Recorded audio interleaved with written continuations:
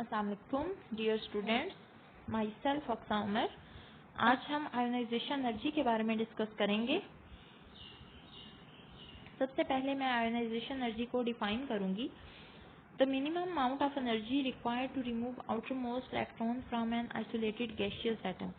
Basically ionization energy वो energy होती है जो किसी भी गैसियस एटम में से इलेक्ट्रॉन को रिमूव करवाने के लिए यूज़ होती है। किसी भी गैसियस एटम में से इलेक्ट्रॉन को, वैलेंस इलेक्ट्रॉन को रिमूव करवाने के लिए हम जितनी भी एनर्जी यूटिलाइज करते हैं उसे हम आयोनाइजेशन एनर्जी बोलते हैं। क्योंकि इलेक्ट्रॉन, जब हम बात करते हैं इलेक्ट्रॉन की, तो किसी भी एटम में इलेक्ट्रॉन जो है वो टाइटली बाउंडेड होता है न्यूक्लियस के साथ। न्यूक्लियस उसे अपनी तरफ अट्रैक्ट कर रहा होता है, ठीक है। तो वहाँ से इलेक्ट्रॉन को रिमूव करवाना इतना आसान काम नहीं होता। अगर हमने वहाँ से इलेक्ट्रॉन को रिमूव करवाना है तो इसका मतलब कि हमें कुछ एनर्जी देनी पड़ेगी, हमें एनर्जी प्रोवाइड करनी पड़ेगी, और उस एनर्जी को यूटिलाइज करते हुए हम वहाँ से इलेक्ट्रॉन को रिमूव करवाएंगे, ठीक है। तो वो जो अमाउंट ऑफ एनर्जी हम दे रहे होते हैं उस इलेक्ट्रॉन को रिमूव करवाने के लिए, बेसिकली उससे हम आयोनाइजेशन एनर्जी कहते हैं, ठीक है। ओके, नेक्स्ट है इसकी इक्वेशन। इक्वेशन में अगर आप देखें तो m जो है वो बेसिकली किसी भी एलिमेंट को रिप्रेजेंट कर रहा है। सपोज आप मेटल कर लें, ठीक है। कोई भी एलिमेंट जो कि गैसियस फॉर्म में है, आगे ब्रैकेट में जी लिखा हुआ है कि जो भी एलिमेंट है वो गैसियस फॉर्म में होना चाहिए, क्योंकि गैसेस के केस में फोर्सेस ऑफ अट्रैक्शन वीक होती हैं, ठीक है। अच्छा, उस प्लस आयोनाइजेशन एनर्जी। अब हम ये एक अमाउंट ऑफ एनर्जी देंगे जिसे हम आयोनाइजेशन एनर्जी कहते हैं। तो इसमें से एक इलेक्ट्रॉन रिमूव हो जाएगा। अगर आप इसके प्रोडक्ट में देखते हैं तो m प्लस प्लस इलेक्ट्रॉन, इसका मतलब कि हमने इलेक्ट्रॉन को रिमूव करवाया है और साथ में हमारे पास ये एक पॉजिटिव आयन बन गया है जो कि m पॉजिटिव की फॉर्म में है, ठीक है। कोई भी एक एलिमेंट है हमारे पास जो कि गैसियस फॉर्म में है, उसे हमने एनर्जी दी है। जब हमने उसे एनर्जी प्रोवाइड की है तो उसमें से इलेक्ट्रॉन रिमूव हुआ है और वो पॉजिटिव फॉर्म में आ गया है, कैटायनिक फॉर्म में आ गया है। क्योंकि जब भी किसी एलिमेंट में से इलेक्ट्रॉन को रिमूव करवाया जाता है तो वो हमेशा पॉजिटिव फॉर्म में आ जाता है, और जब किसी एलिमेंट या एटम में इलेक्ट्रॉन को ऐड करवाया जाता है तो वो नेगेटिव फॉर्म में आ जाता है, ठीक है, एनाइन की फॉर्म में आ जाता है। तो यहाँ पे बेसिकली हम इलेक्ट्रॉन को रिमूव करवा रहे हैं, तो हम कहेंगे कि ये m पॉजिटिव आयन बन जाएगा जो कि एक कैटाइन है। नेक्स्ट, अगर आप स्टूडेंट्स यूनिट्स की बात करते हैं तो यूनिट्स आयोनाइजेशन एनर्जी को हम किलो जाउल पर मोल या इलेक्ट्रॉन वोल्ट में मेजर करते हैं। इसके लिए किलो जाउल पर मोल या फिर इलेक्ट्रॉन वोल्ट को यूज़ किया जाता है। अच्छा जी, इसके बाद है first ionization energy.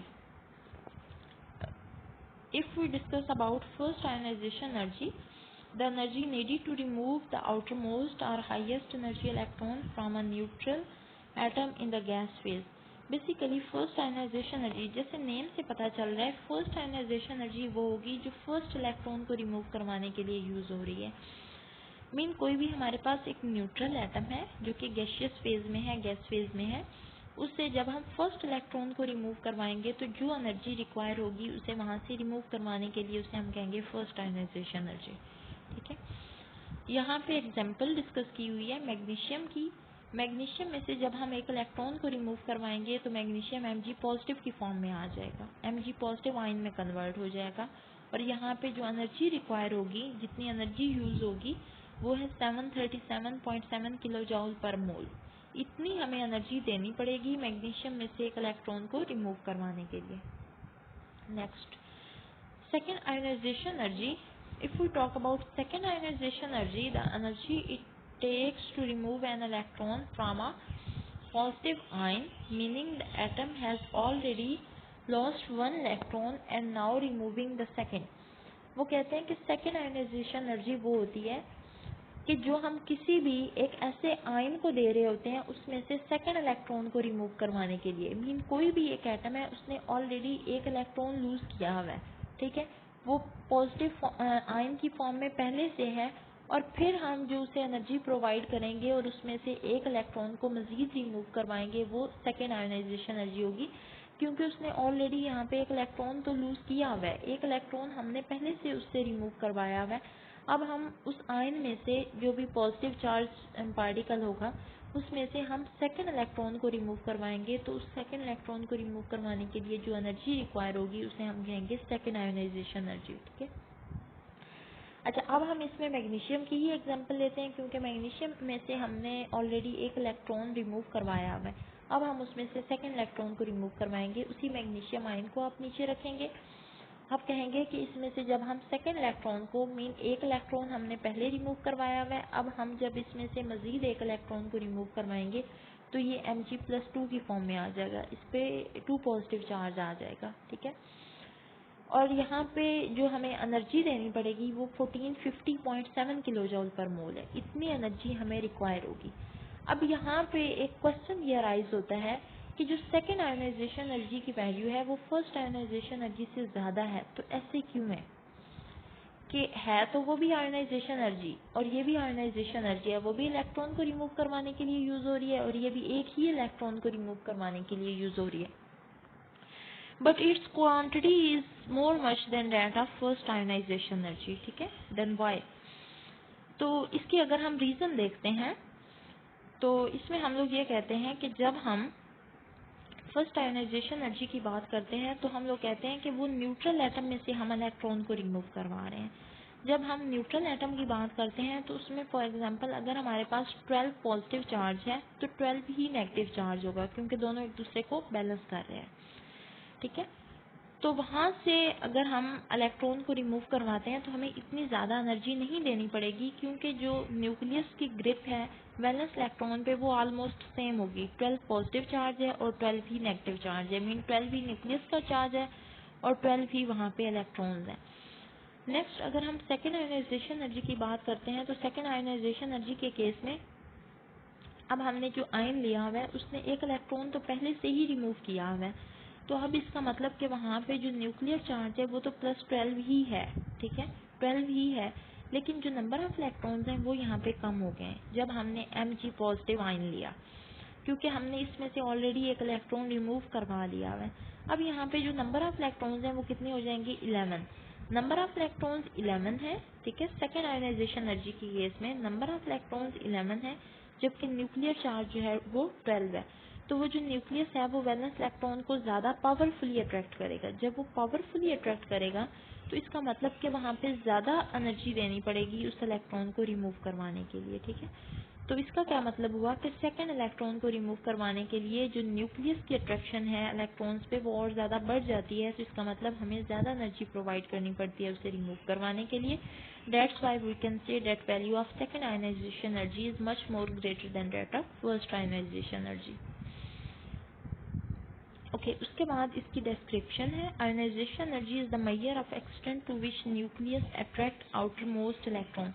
Basically ionization energy हमें ये बताती है कि न्यूक्लियस और वैलेंस इलेक्ट्रॉन्स के दरमियान कितनी अट्रैक्शन है या न्यूक्लियस कितनी पावरफुली वैलेंस इलेक्ट्रॉन्स को अट्रैक्ट कर रहा है। अगर तो न्यूक्लियस और वैलेंस इलेक्ट्रॉन्स की अट्रैक्शन ज़्यादा होगी तो इसका मतलब कि वहाँ से वैलेंस इलेक्ट्रॉन को रिमूव करवाना मुश्किल होगा। जब वैलेंस इलेक्ट्रॉन को रिमूव करवाना मुश्किल होगा तो इसका मतलब कि हमें एनर्जी भी ज़्यादा प्रोवाइड करनी पड़ेगी, ठीक है। तो इसका क्या मतलब हुआ कि greater the attraction between nucleus and valence electron more will be the amount of ionization energy. कि न्यूक्लियस और वैलेंस इलेक्ट्रॉन के दरमियान फोर्सेज ऑफ अट्रैक्शन या अट्रैक्शन जितनी स्ट्रॉन्गर होगी, इसका मतलब कि हमें उतनी ही आयोनाइजेशन एनर्जी ज़्यादा प्रोवाइड करनी पड़ेगी। And lesser the value of ionization energy mean weaker the attraction between nucleus and valence electron.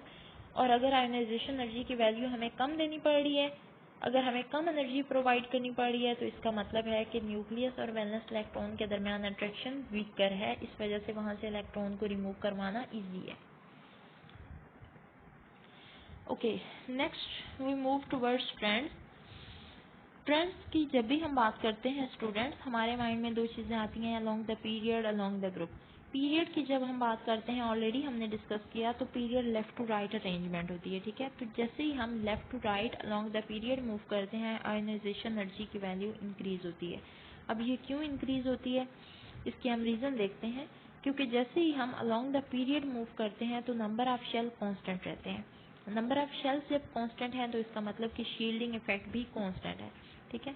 लेकिन न्यूक्लियर चार्ज जो है वो इंक्रीज हो रहा है। जब न्यूक्लियर चार्ज इंक्रीज हो रहा है और नंबर ऑफ शेल्स कांस्टेंट है तो इसका मतलब कि जो न्यूक्लियस की अट्रैक्शन है वैलेंस इलेक्ट्रॉन्स के लिए वो भी इंक्रीज हो जाएंगी।